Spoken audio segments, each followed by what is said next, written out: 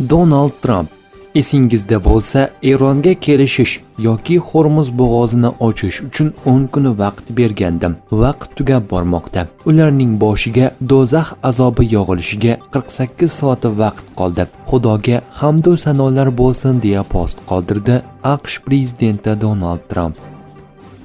Eron Pokistondagi muzokaralardan bosh tortgani yo'q, ammo Tehronni urushni to'xtatish shartlari tashvishga solmoqda. Eron tashqi ishlar vaziri Abbos Aroqchining so'zlariga ko'ra, AQSh ommaviy axborot vositalari Eronning muzokaralar borasidagi pozitsiyasini buzib ko'rsatmoqda.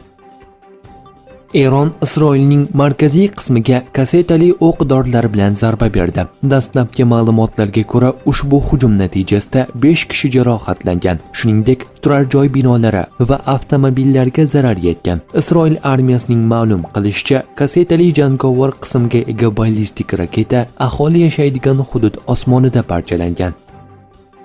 AQShlik harbiylar Yaqin Sharqqa yo'l olayotgani aks etgan videolar ijtimoiy tarmoqlarda tarqalib, ko'pchilik foydalanuvchilarning shov-shuvlariga sabab bo'lmoqda.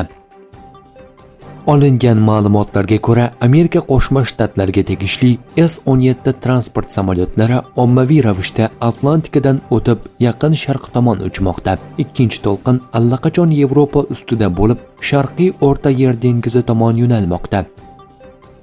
S-17 samolyotlari qo'shinlar va og'ir zirhli texnikani tashiydi. Taxminlarga ko'ra, Trump Eronga qarshi quruqlik operatsiyasi o'tkazishga qaror qilgan va norozi generallar hamda amaldorlar esa oldindan chetlatilgan. Ozarbayjon Eronga 200 tonna insonparvarlik yordamini yubordi. Ozarbayjon ikki mamlakat prezidentlari Ilhom Aliyev va Mas'ud Pezeshkian o'rtasida telefon muloqotidan so'ng Eronga insonparvarlik yordamining yangi partiyasini jo'natgan. Eronda urib tushirilgan F-15 samolyotining ikkinchi uchuvchisini qidirish davom etmoqda. U tog'larda qayerdadir yashirinib yurgani aytilmoqda va uni topish uchun ko'ngillilar qidiruv guruhi yuborilgan.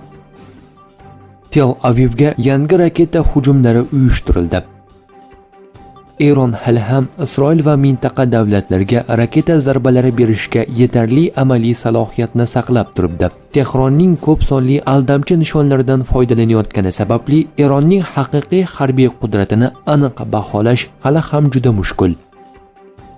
Eron ommaviy axborot vositalari bugungi hujumlar oqibatida Mahshahar shahridagi barcha neft-kimyo majmualarida elektr ta'minoti uzildi.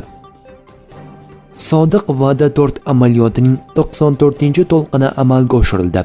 Unda sanoat va harbiy markazlar, shuningdek, Isroil qo'mondonlari va kuchlari joylashgan nuqtalar nishonga olindi.